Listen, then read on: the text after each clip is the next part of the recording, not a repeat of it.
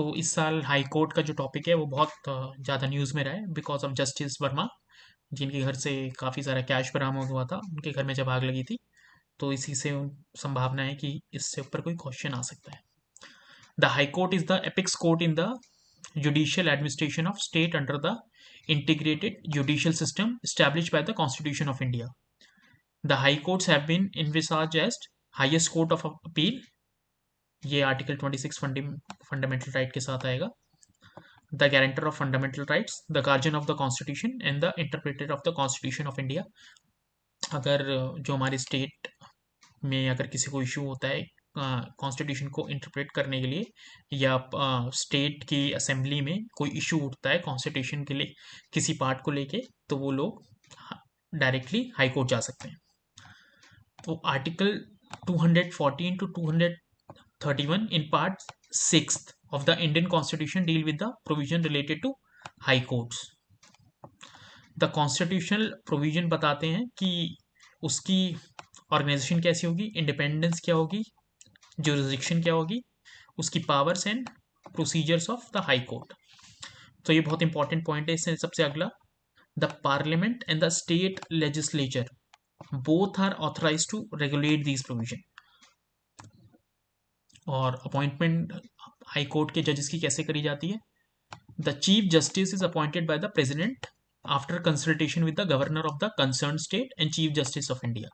मतलब उसमें खाली दो लोगों का कंसल्टेशन चाहिए, governor of the concern state and the chief justice of India. जो बाकी के जो होते हैं जजेस, they are appointed by the president after consultation with the governor of the state, the chief justice of India and the chief justice of the concern high court. इस procedure को हर कुछ सालों में इवॉल्व होकर चेंज करा गया।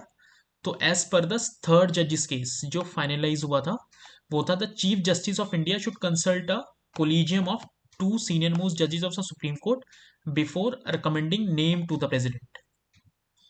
तो बाकी जो सीजीआई है वो तो रहेगा ही रहेगा, लेकिन उनको अपने सुप्रीम कोर्ट के जो दो सीनियर मोस्ट जजेस हैं उनको भी कंसल्ट करना पड़ता है, and chief justice of the concern high court. और इसमें यह, in the case of the common high court of two और more state, the governors of all the states are concern और consulted by the president of India. जैसे हमारा जो Chandigarh high court है उस वो हरियाणा और पंजाब दोनों के जो गवर्नर हैं उसमें कंसल्ट करने पड़ते हैं। The recommendation made by the CJI without consulting collegium are not binding on the president. And as per the second judge's case 1993, consultation with the Chief Justice of India means concurrence and advice tendered by CGI is binding. तो किस case ने CGI के advice को binding बनाया था? तो उसका नाम है सेकंड जजेस केस 1993। ये इंपॉर्टेंट है, ये दोनों केसेस, इनको आपको ध्यान रखना है।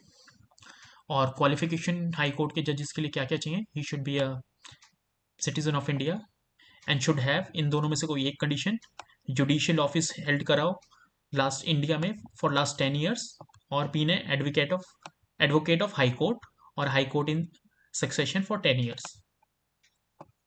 और इसमें जो हमारे सुप्रीम कोर्ट में जब हम अपॉइंटमेंट करते हैं तो उसके लिए एक और क्वालिफिकेशन ऐड हो जाती है, वो है डिस्टिंग्विश्ड जूरिस्ट, जो कि हाई कोर्ट के लिए नहीं है, ये आपको ध्यान रखना है। And there is no minimum age for appointment, कोई एज की मतलब एज लिमिट नहीं है। और टेन्योर कितना होता है? He attains till he attains the age of 62 years. Supreme court में होता है 65 और हाई कोर्ट में 62। Any question regarding his or her age is decided by the president after consultation with the CGI and the decision of the president is final.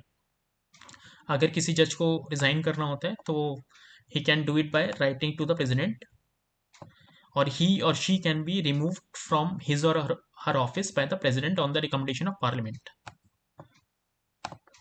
He or she vacates his or her office and he and she is appointed as a judge of the Supreme Court, or when he or she is transferred to the another high court. जैसे अभी justice Verma पहले Delhi high court के जज थे, लेकिन उनको transfer करके UP के इलाहाबाद हाई कोर्ट में भेज दिया गया है।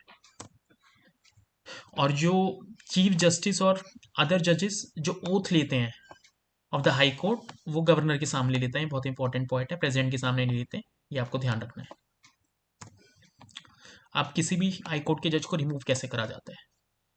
हाई कोर्ट और सुप्रीम कोर्ट के जज को रिमूव करने का प्रोसीजर लगभग सेम है, और वो रेगुलेट करा जाता है जजेस inquiry act 1968 and is same as that of जज ऑफ द सुप्रीम कोर्ट। और खाली 2 ग्राउंड्स पे हम किसी भी जज को उसके ऑफिस से निकाल सकते हैं। First ground is proved in misbehaviour, second is incapacity. इसके अलावा और कोई ग्राउंड नहीं है, ये ध्यान रखना है। As per that the process of removal goes as follows. अगर मोशन लाना है किसी जज के अगेंस्ट, लोकसभा में लाना है तो 100 मेंबर्स के साइन चाहिए, और राज्यसभा में लाना है तो 50 मेंबर्स के साइन चाहिए होते हैं। उसके बाद स्पीकर में एडमिट, ये स्पीकर की अपनी पर्सनल चॉइस हो जाती है कि वो उसको एडमिट करे या रिफ्यूज कर दे। अगर वो उसको एडमिट करते हैं देन द स्पीकर और chairman constitute a 3 member committee to investigate the charges, जिसमें होते हैं सीजीआई और जज ऑफ द सुप्रीम कोर्ट और chief justice of high court and a distinguished jurist.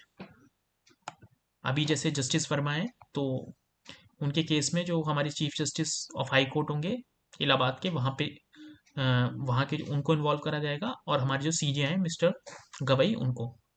If the committee finds the जज guilty of the charges then both the houses of parliament can take up the motion. और जो motion को पास कराया जाता है special majority से, that is 50% of the total membership of the house and 2/3 of the members present and voting. तो राज्यसभा में मान लो अभी 245 मेंबर्स हैं, तो एटलीस्ट 123 वोट चाहिए फेवर में अगर जस्टिस वर्मा के अगेंस्ट हमें मोशन पास कराना है इन Rajya Sabha. Finally, once passed by both houses of parliament, an address is presented to the president for the removal of judge. Finally, the president passes an order removing the judge. तो दोस्तों आज की video में इतना ही, बाकी के टॉपिक्स अगली video में डिस्कस करेंगे। Thank you.